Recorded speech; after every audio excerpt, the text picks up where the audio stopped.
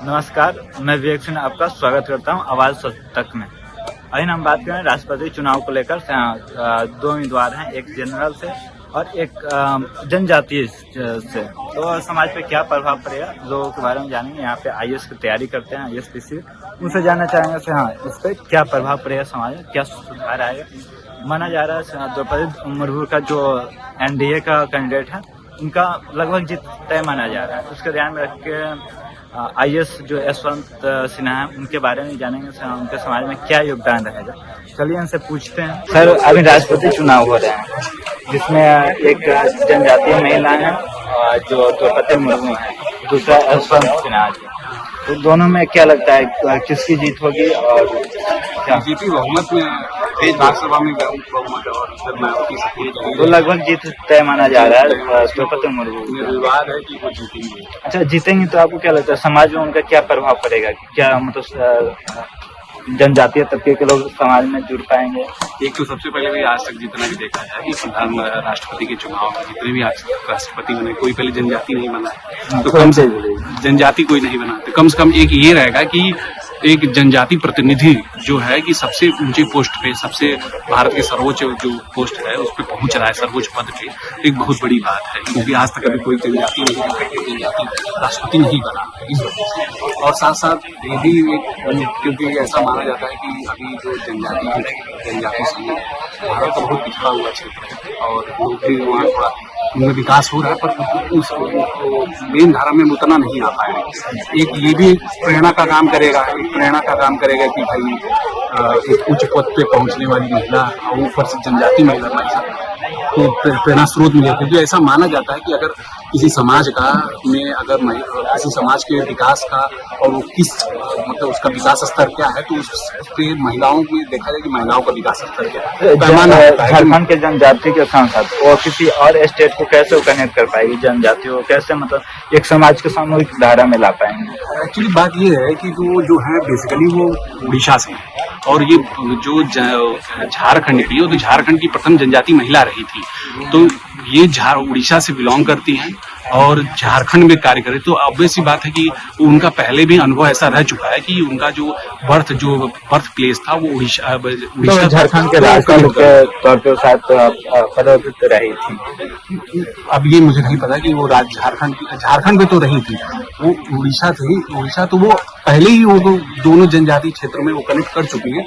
तो स्वाभाविक सी बात है कि वो पूरे भारत में भी जनजाति समूह का और साथ साथ अन्य लोगों का भी वो अच्छे से। तो समाज में क्या मैसेज आएगा, जैसे वो जनजाति हैं राष्ट्रपति में बनेंगे तो समाज में क्या सकारात्मक प्रभाव पड़ेगा? हाँ, सकारात्मक प्रभाव ये पड़ेगा कि सबसे पहले जो आजकल महिला तबका है, जो महिला है कि एक अच्छी मतलब नीचे से महिला के साथ भी वो जनजाति भी है, दोनों चीजें मतलब दोनों जनजाति जो काफी नीचे स्तर है, जो काफी ग्रामीण पोस्ट में है, तो वो समाज में कैसे कनेक्ट करता है?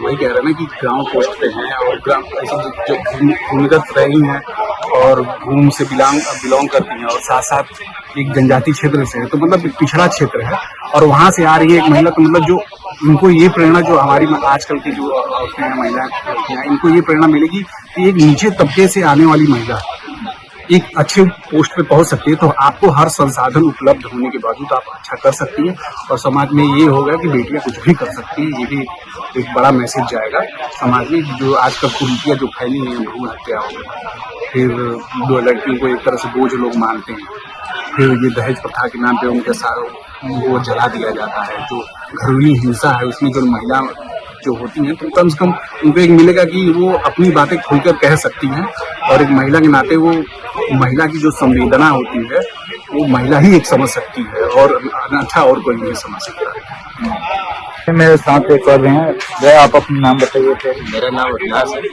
और मैं यहाँ पे यूपीएससी की तैयारी करता हूँ। इस नेहरू बिहार के खूबसूरत धरती में इस वक्त बैठा हुआ हूँ।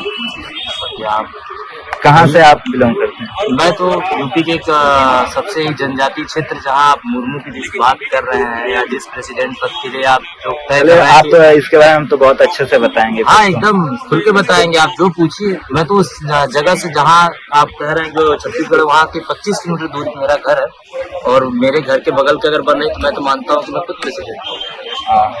जैसे ये द्रौपदी मुर्मू हैं, जनजातीय क्षेत्र हैं, आप भी जनजातीय क्षेत्र से मतलब वहाँ से बिलोंग करते हैं, तो आप बहुत अच्छे से बता पाएंगे सर समाज की क्यों मतलब एक प्रवाह में जनजातियों को कैसे वो कनेक्ट कर पाई, कैसे एक मतलब आदर्श के रूप में देखी जाए। सबसे पहले तो मैं उनको बधाई देना चाहूंगा कि हमारे देश के राष्ट्रपति के पद के लिए उनका नामांकन हुआ।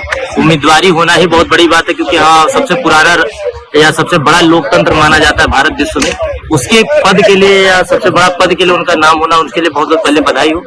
और दूसरी बात की वो एक जो नाम मुर्मू मत लीजिए, आप एक देखिए कि एक महिला है, एक जनजाति है, और एक झारखंड जनजाति से, एक झारखंड के जगह से छोटे से जिनके दोनों बेटे की मृत्यु हो गई, जिनके पति की मृत्यु हो गई, जो कोमा की अवस्था में जाने के बाद भी फिर से वो उठ खड़ी हुई और देश के ऐसे पद पे जैसे एकदम कहते हैं ना कि पहले वो ग्रुप डी की नौकरी के अनुसार फिर से एक प्रोफेसर रही, फिर वो एक विधायक बनी, फिर राज्यपाल बनी, अब देश के राष्ट्रपति पे सीढ़ी क्रमबद्ध तरीके से कि दिखाना चाहती कि महिलाएं अगर चाहें या इस देश का समाज चाहे तो मेहनत करके ईमानदारी से, चाहे वो निचली जाति का हो, चाहे मध्यम वर्ग का हो, चाहे उचली जाति का हो, कोई पहुंच सकता है। ये कोई भेदभाव की बात नहीं है। ठीक है, हमारे समाज में ऐसा है कि ऊंच नीच की भावना है, लेकिन जो मुर्मू है संथाल जनजाति से आती है, जो कि अभी देश में 50 लाख की जनसंख्या है और जनजातियों के आधार पर तीसरे नंबर पे आती है संथाल जनजाति। हमारे चाहे वो पश्चिम बंगाल ले लीजिए, चाहे उड़ीसा, चाहे झारखंड, चाहे छत्तीसगढ़ भी में कुछ जनजातियां हैं, वो पूरा बटा हुआ एक क्रम है।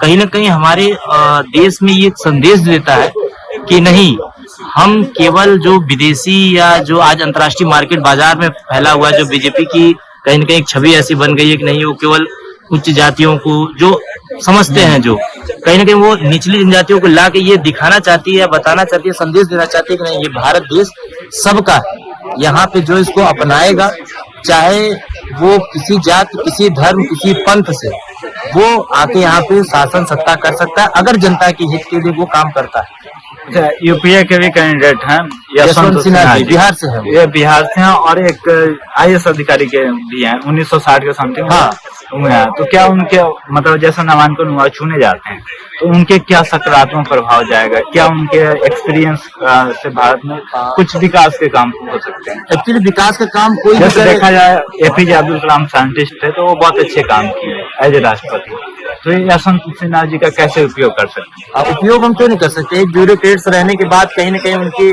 शिक्षा का मंत्री भी रहे हैं अटल बिहारी वाजपेयी जी का। हाँ, बीजेपी में थे, 2009 में ही बीजेपी छोड़ के उन्होंने कांग्रेस ज्वाइन किया। किन्हीं कारणों का जो अंदरूनी मामला ये तो उनका है, मेरा नहीं है, मैं तो एक स्टूडेंट हूँ बस। लेकिन जो समझ है मेरी वो मैं बता सकता हूँ कि ये भारत देश लोकतांत्रिक देश है और लोकतंत्र का मतलब होता है कि सबका भागीदारी।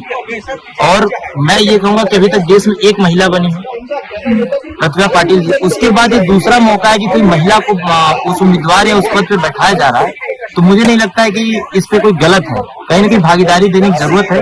और कहते हैं कि दुनिया में दो ही जाति है, एक महिला एक पुरुष, तो अगर पुरुषों को बराबर मौका मिला तो उस महिला जाति को भी क्यों ना बराबर मौका मिले, या उसको आने का भी मौका मिलना चाहिए। कहीं ना कहीं ये समाज में मैसेज जाएगा कि नहीं, महिलाएं भी आगे हैं या महिलाओं के लिए भी इस समाज में जगह है।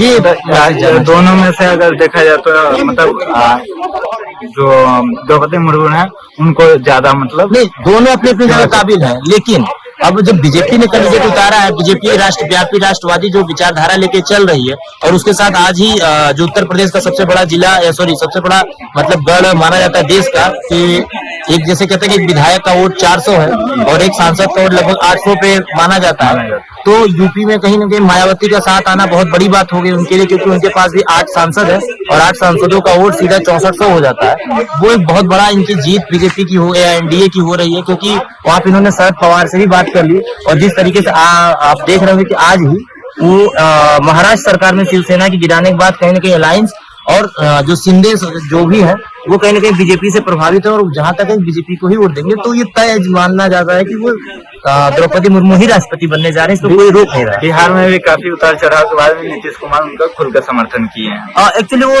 राजनीति है, वो तो अपना अपना विचारधारा है कि कौन क्या कर रहा है। लेकिन एनडीए में जो है वो झारखंड से भी जो वहाँ के चीफ मिनिस्टर है वहाँ भी खुल का समर्थन। हाँ, क्योंकि ये करना ही करना है। जनजातीय क्षेत्र झारखंड से जो सोरेन है वो जीते ही जनजाति से। और अगर उसी के बेस पे उन्होंने पिछली सरकार जो बीजेपी थी जनजाति का विरोध की थी तो हारे थे। अगर वो जनजाति होने के नाते उनका समर्थन नहीं करते तो उनकी सरकार की जगह उनकी मजबूरी है करना। उड़ीसा की सरकार ने, क्योंकि उड़ीसा की रहने वाली है, ऑब्वियसली उड़ीसा के नवीन पटनायक जी उन्होंने खुद बोला है कि नहीं मैं उसका खुद समर्थन करता हूँ और ये तय है। मैं आज भी अपने शब्दों से कह रहा हूँ, उस दिन जब 18 जुलाई को वोट होगा और जब 24 जुलाई को, जब 24 जुलाई को रामनाथ कोविंद जी त्यागपत्र देंगे और 25 को जब बैठेंगे तो आप देख लीजिएगा द्रौपदी मुर्मू ही बैठेंगे।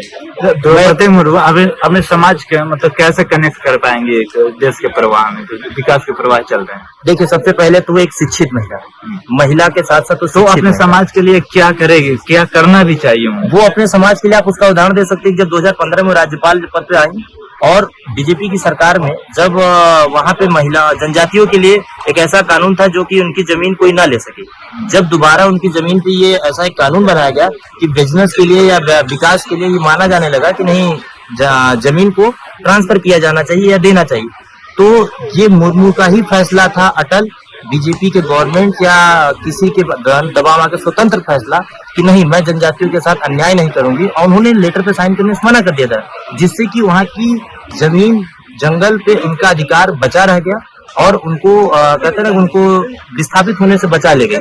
तो ये उनका इतिहास दिखाता है कि नहीं वो जनजातियों के साथ खड़ी है, ना कि अपनी पार्टी के साथ। तो अगर उस पद पे भी जाती है तो भी ये है कि तो अपने समाज से मतलब समाज से बहुत जुड़ी हुई महिला, इसमें कोई दो राय नहीं है। और मैं दोबारा कहता हूँ आपके माध्यम से कि नहीं वो ही बनेंगी, इसमें कोई संदेह नहीं है, आप ये देख लीजिए। हाँ, वो तो बने, उनका बनना तय ही है, लेकिन वो समाज, अपने समाज के लिए उनको क्या करना चाहिए, उसके लिए क्या सबसे पहले उनको अपने समाज के लिए मैं तो मानता हूँ कि एजुकेशन को आगे लाना चाहिए। जैसे तो शिक्षित थी, प्रोफेसर बन चुकी थी, और एक प्रोफेसर होने से पूरा समाज प्रोफेसर नहीं होता, ये मानना तय है। तो कहीं ना कहीं उन्हें शिक्षा के काम में बहुत ही आगे लाना होगा, और जनजातियों को खासकर सुविधाएं स्वास्थ्य की देनी होगी, और वेटेज जो उनके समाज तक मैसेज तक की जनसंख्या ना बढ़ा के जितने बच्चे हैं आपके उसको शिक्षा बढ़ाओ, शिक्षित करो। और एक जैसे एक मुर्मू शिक्षित हो गई अपने परिवार में या इस पद पे पहुंच गई, तो अगर बहु बेटियां उस जनजाति की शिक्षित होंगी तो शायद मुझे लगता है कि बहुत से पद पा जाएंगे। ठीक है, ये बहुत अच्छे जनजाति और भी लोग हैं और इनसे भी बात करेंगे। यहाँ पे हैं राजन, कल भी बात हुआ था इनसे।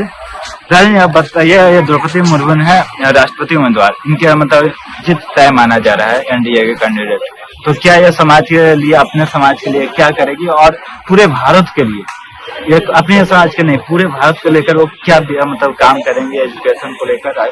तो एज ए राष्ट्रपति जैसे एपीजे अब्दुल कलाम माने जाते हैं, तो ये क्या करेंगे इनके बारे में? द्रौपदी मुर्मू जो एनडीए की जो कैंडिडेट है द्रौपदी मुर्मू, तो ये तो सबसे अच्छी बात है कि ये आदिवासी तबके की है, और साथ में उसके साथ ये है कि वो महिला है। कि महिला तो ठीक है, महिला तो प्रतिभा पाटिल भी राष्ट्रपति बन चुकी है, लेकिन द्रौपदी मुर्मू जो है वो उनमें विशेष बात यह है कि वो आदिवासी है।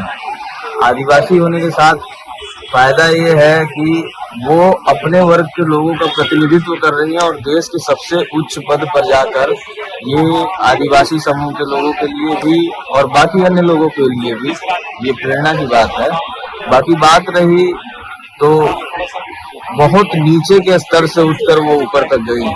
जैसे उड़ीसा की सरकार में, उड़ीसा की रहने वाली है, उड़ीसा की सरकार में वो क्लर्क लेवल से ऊपर उठकर बाद में विधायक बनी, सहायक सिंचाई और ऊर्जा विभाग में सहायक भी रही, विधायक भी बनी, 2 टर्म विधायक रही। उसके बाद से झारखंड में राज्यपाल रही, झारखंड में भी 6-7 साल तक, और अपने एकदम बेबाक निर्णयों के लिए जानी जाती है।